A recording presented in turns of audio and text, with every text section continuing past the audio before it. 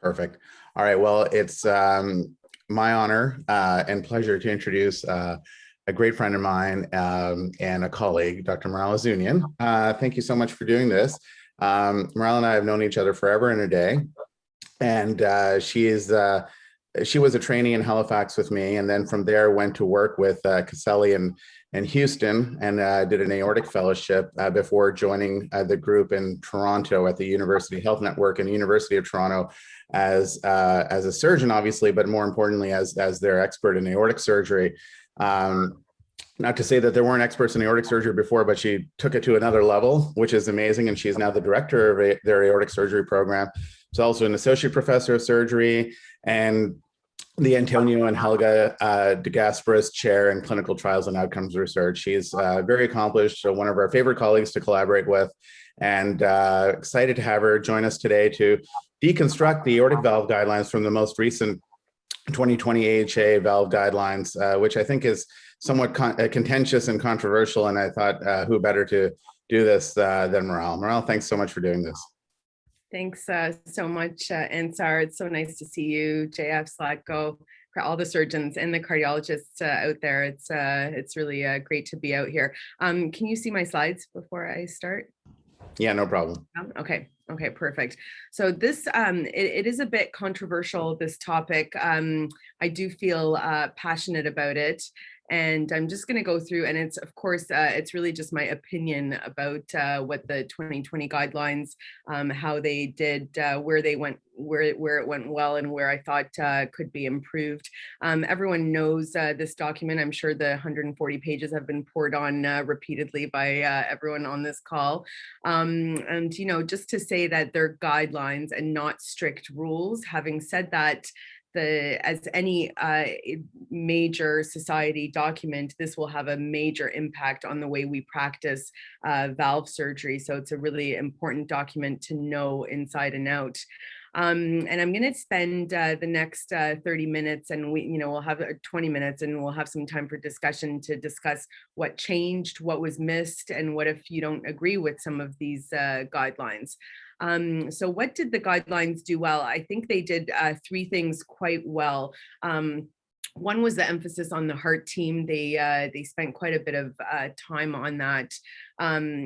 We have to really acknowledge in 2020 that patients' values and preferences have to be considered when we're discussing transcatheter or conventional surgery for their valve disease. And they also spent a good amount of time talking about the limitations of the risk scores. So the scores we use every day, STS, Euroscore, those things, a lot of them are missing very important metrics like frailty, porcelain aorta, these things that everybody knows affects outcome, but has not made it into those major society risk scores. So this, I think they did really quite well.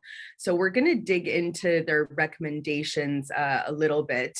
And there's several sort of different components, but the first is the choice of prosthesis in aortic valve replacement. And so the guidelines are a little bit different than before. Now they're recommending less than 50 mechanical valve, 50 to 65 is patient preference and a discussion with the patient, and over 65 a bioprosthesis. And then they make a 2B recommendation for a Ross procedure in patients who are less than 50 years old and prefer a biological solution. And we'll just have a quick look at the data to see if, our mechanical valves, should they have a stronger recommendation than the Ross procedure, for example. And we don't have time to get into all of the data, but there's actually quite a lot of data showing that long-term outcomes after the Ross procedure are better than after a mechanical aortic valve, for example. This is a propensity matched analysis by the Skillington group showing hazard 66% more likely to be dead after a mechanical AVR compared to a Ross procedure. And we just did the same analysis using biological valves, and we found the exact exact same hazard ratio, not published yet, so I won't show you the data, but several groups have now shown this.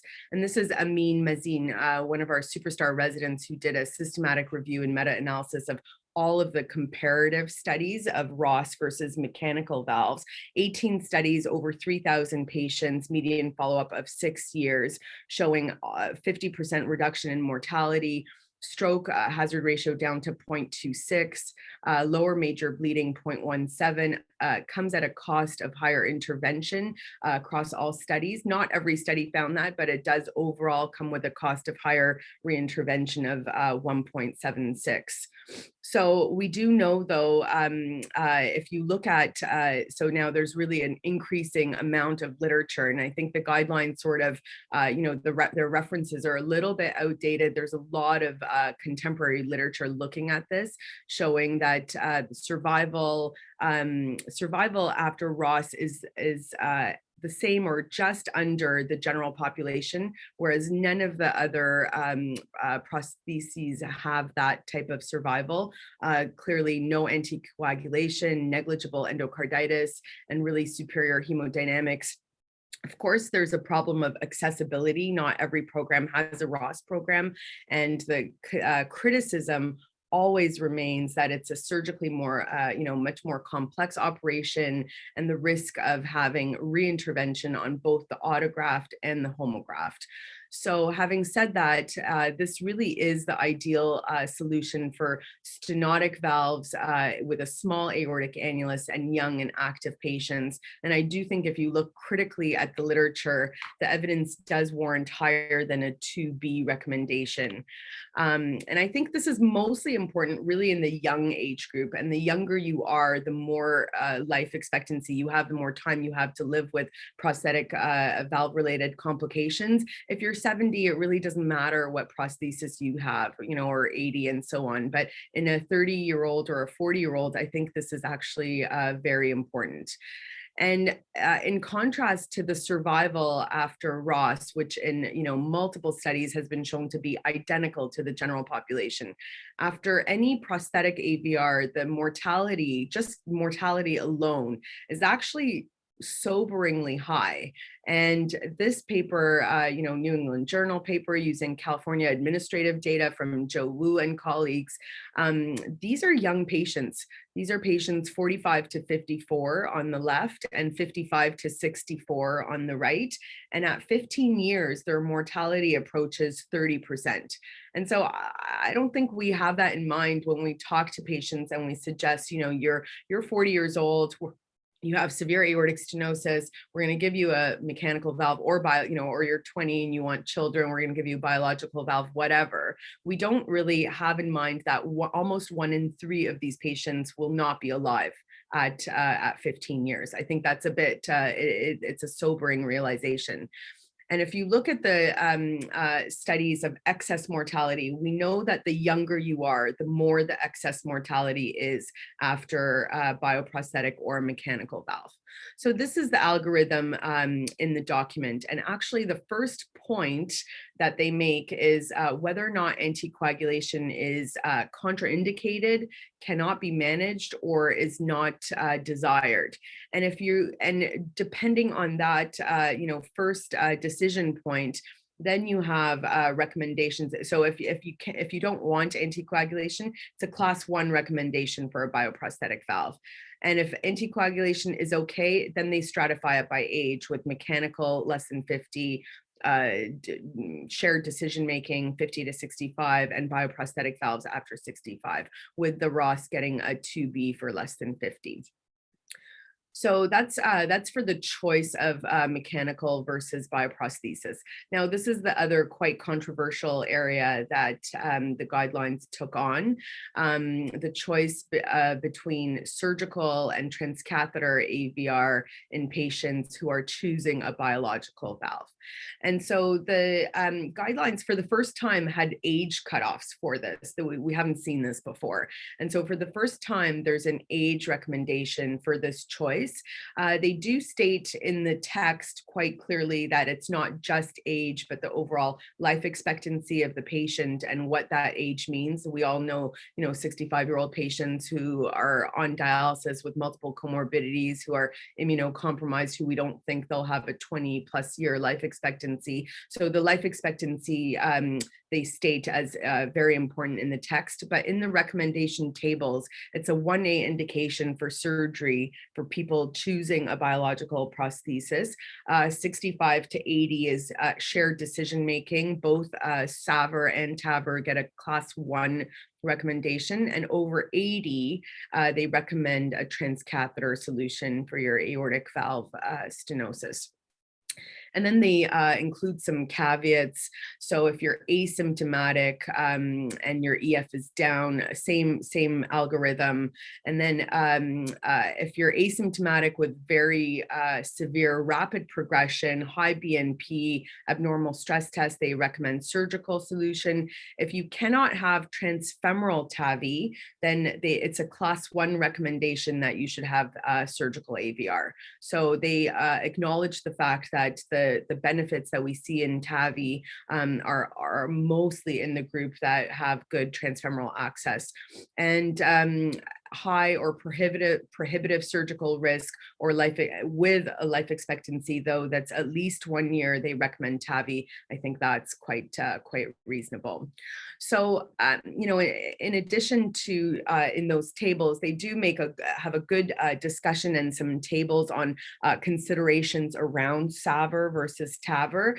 Certainly those who are frail should have a transcatheter solution. We know that, details of the valve and root anatomy, coronary height, annular size, all of these things are very important. Bicuspid valves, although they're not in the guidelines, they're not in they were excluded from all of the randomized TAVI trials.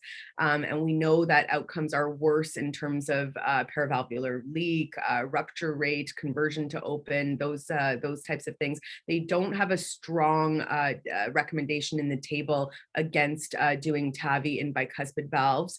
They have it in the table. It is leaning towards surgery, but they don't make that distinction very strongly.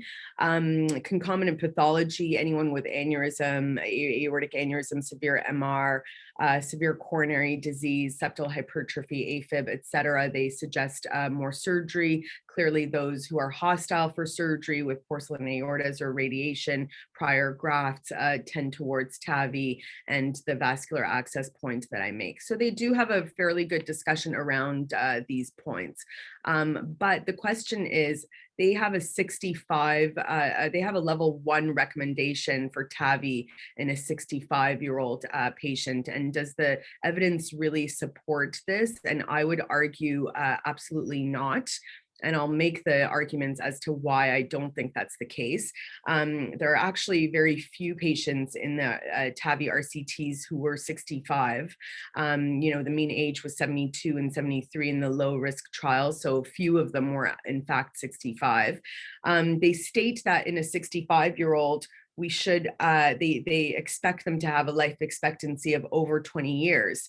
And then in the next sentence, they say that they acknowledge that the TAVI data is only robust up to 5 years. So there's a contradiction there for sure, recommending a solution in someone who has a very long life expectancy where we have limited long-term data. Late effects are unknown. We know that the pacemaker rate is higher. We know PVL is higher. And we also know that if you get a pacemaker after AVR, your survival is shortened.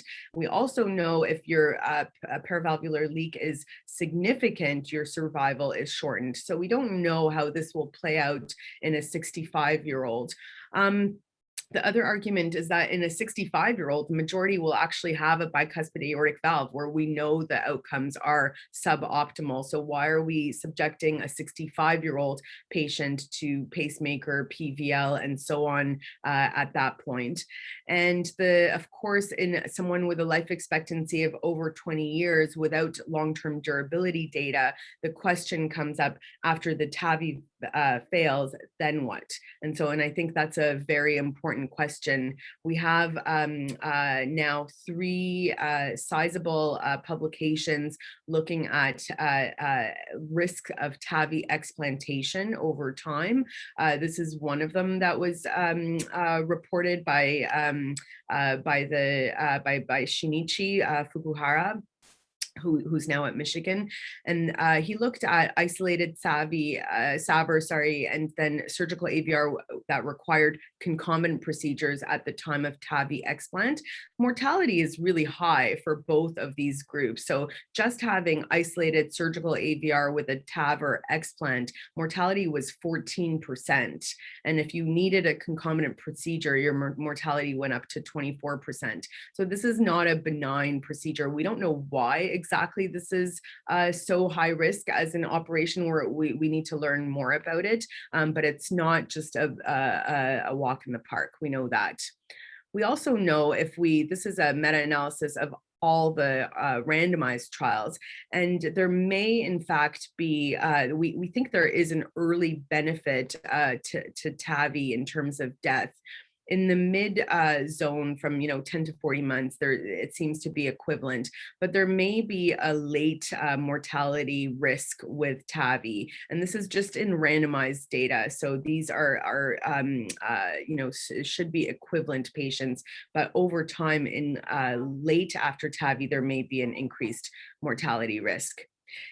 And really, I think it's really important to think about the patient who may need 2 biological valves during their lifetime. We have to think about their lifelong trajectory. And really the 2 options are TAVI and then another TAVI, or surgical AVR and then another TAVI. Or TAVI explant, but we know that can be problematic. So what's the problem with having a TAVI first and then a TAVI again?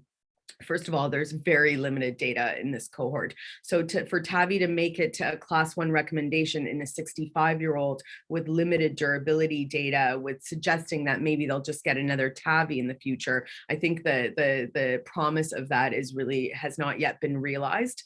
If you look at all of the partner data in the trials, in women, this is going to be very problematic.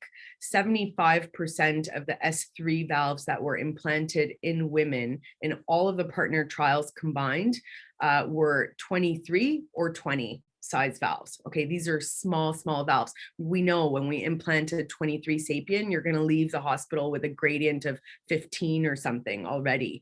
20 sapien, we almost never implant because we think it's not a good valve.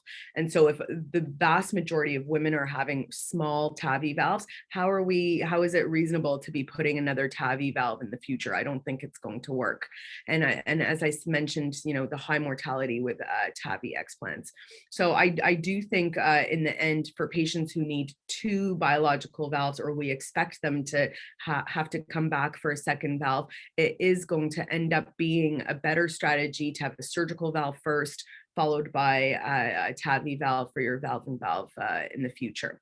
Now, we do have to optimize the first surgical AVR, and I think this is for surgeons increasingly important. We cannot be putting in, size 19 and 21 valves with the promise of having a TAVI, valve-in-valve TAVI in the future. So this has to be in our consciousness. And we know for valve-in-valve TAVI that it's still a major problem to have a small surgical valve with high residual gradients. The durability is poor and the outcomes are poor.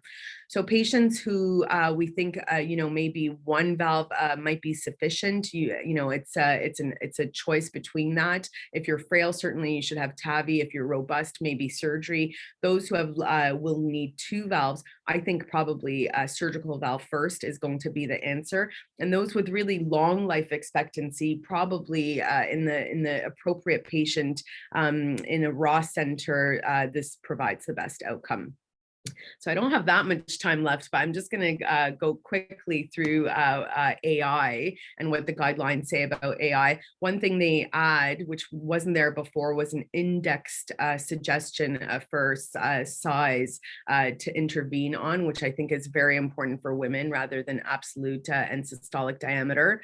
They do state that it's a class 3, so harm with SAVR for patients who are only have isolated AI.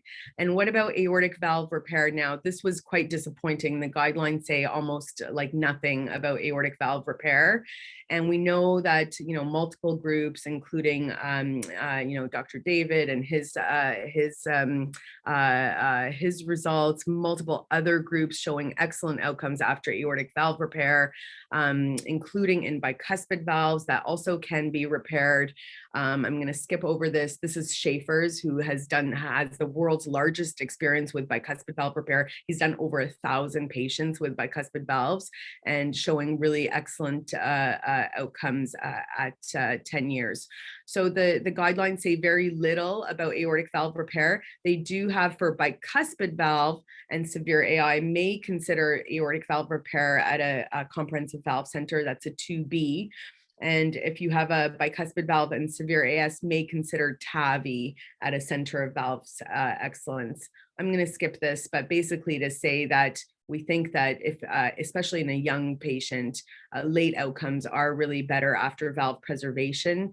And although we don't have randomized data, the guidelines are all about mitral valve repair, but then aortic valve repair, it's like crickets, nothing going on.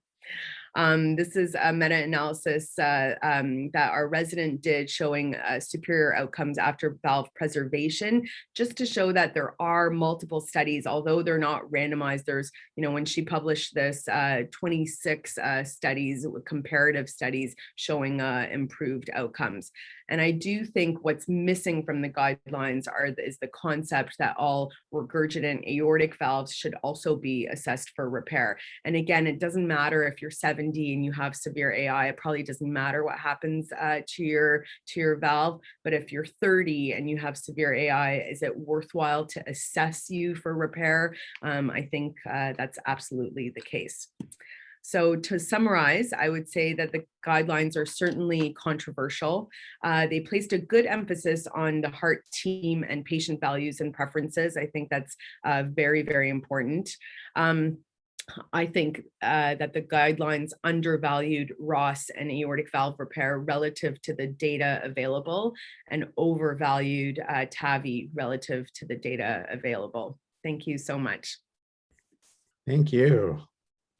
Awesome. That's great. Maral, that was a good overview. And there's a couple of things that kind of come to mind when I hear you talk about this. And is number one is that the landscape has changed considerably. So I've only been in practice for 13 years, and I feel like there is some kind of an evolution in the practice of valve surgery, whether it be at the mitral level or definitely at the aortic level, where you no longer can just be kind of a one-trick pony where it's either a bioprosthetic versus a mechanical valve. Like you have to start thinking about valve repair, as we are at our center with Zlatko. We got to think about ROSs. How do you think that the valve guidelines to some extent have been shaped by the fact that the majority of the surgeons out there are still these 1-2 trick ponies that don't have the ability to do a lot of these things? Otherwise, you'd have everyone being referred to a CBC, as you refer to, and not being taken care of at their home center. Yeah, and I think that's exactly why the guidelines are have sort of undervalued ROS, for example, because if every 30-year-old with aortic stenosis needs a ROS, but only 5 centers or 10 centers and so on in North America have a high volume ROS, well, then you're stuck, right? Because you just don't have the accessibility, and also patients don't want to leave their home city. They want to be taken care of at their home center. So I think there's a couple of things to that. One is that it still shouldn't, I don't think, preclude the guidelines from critically evaluating the evidence and making the recommendations. So again, mitral valve repair, again, we've acknowledged that you have to be, I can't repair a mitral valve. I mean, apart from putting an annuloplasty, like that's it, you know? So I know that about myself. I acknowledge that. And if I have a complex mitral valve repair or a Marfan patient with combined root and mitral disease, I have a mitral repair expert, you know, to do the mitral valve with me. So I think we've acknowledged that for the mitral valve that and we know that you have to be a repair. You know, we've become sort of quite niche in our practice. But I don't know if we should, if the lack of availability should affect how we evaluate the data. Do you know what I mean? Like, because there aren't Ross surgeons everywhere, should we say that Ross is harmful or not, you know, not as good as it should be? I mean, I think we probably should evaluate the data, make the recommendation, and then train more surgeons to become, you know, Ross experts, for example, and aortic root repair experts. Aortic valve repair also wasn't, you know, there weren't that many surgeons doing it 15, 20 years ago. Now valve sparing root is, you know, the uptake is quite reasonable with, you know, more and more centers offering it.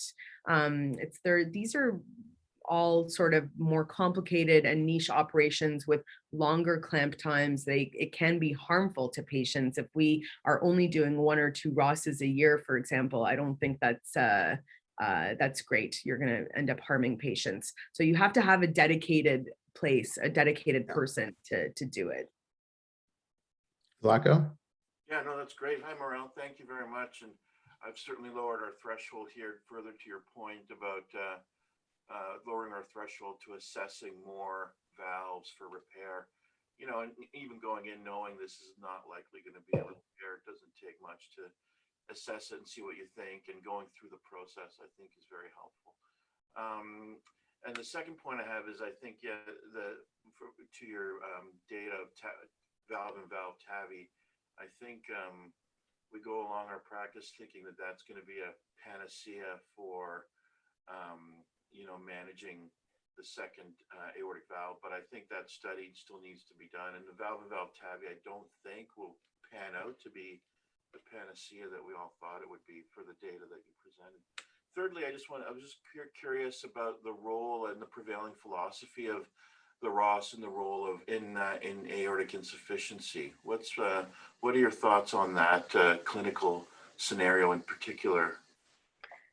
Yeah, I think certainly Ross is more durable in patients with a small annulus with a stenotic valve. You know, we know that. So multiple studies have shown if your annular size is more than 27, and if you have predominantly AI, you tend to fail more. The autograft will fail more with Ross, predominantly from annular dilatation. It's just not supported. Having said that, there are groups like Skillington's group reported, he's an outstanding Ross surgeon in Australia. He reported a study just on that cohort of bicuspid valve with severe AI, big annulus, and his results are unbelievable. Like, they're amazing.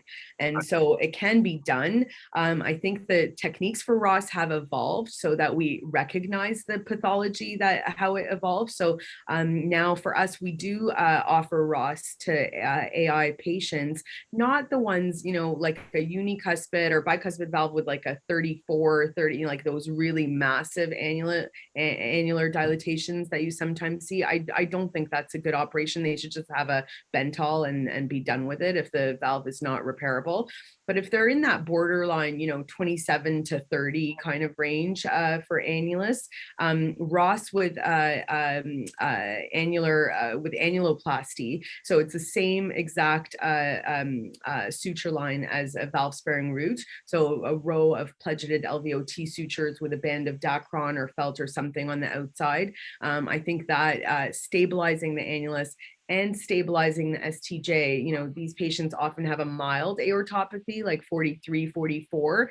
And if you bring their STJ down to what it should be, you know, 26 or 28 or some, you know, reasonable number, you also prevent the STJ from dilating in the autograft. So those techniques have evolved. So I do think it is something that, and again, pushing the envelope, I think, depends on the life expectancy of the patient. I would not do that for, you know, 55, 65, you know, 65-year-old, let's say, patient with AI who, you know, it's just not that important. Start with a biological valve if it's not repairable, and then have a TAVI, and hopefully that will be enough. But if you're 30, then I think you it warrants more consideration. Just because you're living with that risk for so long, all of the valve related complications for so much longer. Right. The last question I have for you is just, so your TAVI versus SAVR practice in Toronto, like here, we've kind of taken anyone over the age of 70 and we automatically put them into a consideration for one or the other track, you know, and so that discussion automatically starts once they're over the age of 70. What is your practice in Toronto for these patients? Well, patients over 80 are getting TAVI, I would say, mostly. And then the ones who are 70 to 80, we basically, they are discussed almost always with the whole heart team. Unless they're 70 with a bicuspid valve, we're just operating on them. So if the, you know, low risk bicuspid, my group has agreed, you know, our interventionalists and the surgeons, we've come to an agreement that low risk bicuspid should have surgery. And so those patients, unless they really, really want TAVI, and then we bring them down the TAVI team discussion road and have a CT and so on. Otherwise, they're getting surgery. Do you ever do the discussion before you embark on all of the testing, or do you just kind of wait till you have your cath and your CT and then have that discussion? In a 70-year-old, for example? Yeah. Yeah. No, I think in a 70-year-old with a bicuspid valve, we would just have the discussion without even doing those scans. But if it wasn't if it was a tricuspid 75-year-old, for example, no, usually we get all the imaging done so that we know, does it look favorable for TAVI, or certain, you know, are there anatomical, because often the CT, you know, CT is becoming like, you kind of need a CT now, you know, to understand what, I mean, we're having that discussion a little bit here because we're trying to figure out what the most economic, efficient way of doing all of these studies are. JF, you had a quick comment and then we'll let Maral go. Yeah, just a comment. It's sort of interesting as I'm listening to this, is the practice is changing enough. Do you think that the ability of surgeons to deal with these things is going to be less and less? You know, I used to do 400 or 500 AVRs here. Now we're down to less than 200. You dilute that amongst 5 guys. Do you know the practice has changed enough? I probably do, you know, 50, 60 AVRs a year. Maybe in a few years, I'll be 20. Just your thoughts and the complexity of what you need to do if you're going to remove TAVIs, endocarditis, root replacement, all of those things. I'm lucky. I've been trained in that sort of, but the new trainees, it's going to be a different world for them. 100%, 100%. I think it's a really important point. Our trainees, I mean, now the patients who get surgery, unless you're really young, you have endocarditis or some, you know, dissection or an aneurysm or some other complicating feature that makes TAVI not feasible. So the level of surgical expertise is going up, but the volume of, you know, access of trainees to aortic valve disease to operate on is going down. And now we're expecting ROS. And I mean, come on, you know, we're expecting ROS and valve sparing roots from folks who barely get enough AVRs to do, let alone these other, you know, much more complex things that, you know, do increase the surgical risk if the volume is not high. You know, the volume outcome relationship has been shown in, you know, obviously many aspects of surgery. not just cardiac, but in cardiac, it's been shown in roots and thoracoabdominals and arches, you know, in any sort of, and Ross. So we know there's a learning curve. We know it's related to volume. And so I think it's going to be it's a challenge for trainees. And to have that expertise without that volume is going to be a problem, which is why I think trainees are now becoming more and more sort of niche, which becomes a problem when you have to do a mitral valve, you know, papillary muscle rupture in the middle of the night or whatever, you know, whatever thing that's not your expertise. There's a downside to being so niche. If you're in a center where every little thing is covered and you can call a partner, okay, fine. But otherwise, you do have to take care of patients who show up at your door, and so it's a tricky thing. I feel lucky too that, you know, we've done so many AVRs. It's like nothing for us, but trainee now, if like 80% of people are getting TAVI, then it's you know, we're still limited by resources. So TAVI's, you know, we can't do an unlimited amount of TAVI in Ontario. I don't know if that's the case in New Brunswick, but at some point that the demand and just the practice will just be, especially with guidelines like this, who say that any 65-year-old has a class 1 indication for TAVI. I mean, that to me, that was really not in keeping with what we know right now in 2020 for how these patients will do in the long term. Thank you so much. Great discussion, great talk. Thank you so much for joining us. Awesome. And thank you everyone for joining the call this morning. Next week, Corey Adams is going to talk about mitral valve disease, thinking outside the box. So yay. Maral, have a great one. Appreciate it. Great seeing you guys. Okay. Bye-bye. Have a great day. Bye.